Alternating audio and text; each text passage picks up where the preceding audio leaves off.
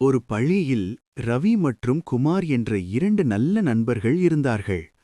அவர்கள் எப்போதும் ஒன்றாகவே இருந்தார்கள். ஒரு நாள் ஆசிரியர் ஒரு தேர்வு வைத்தார்.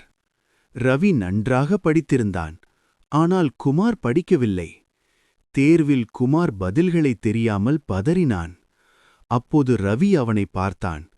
அவனுக்கு உதவ வேண்டும் என்று நினைத்தான். ஆனால் தவறான வழியில் உதவக்கூடாது என்று நினைத்து தனது பதிலை காட்டவில்லை.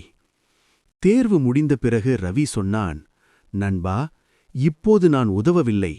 ஏனென்றால் அது உனக்கு நல்லதில்லை. ஆனால் இனிமேல் நான் உனக்கு படிக்க உதவுவேன்.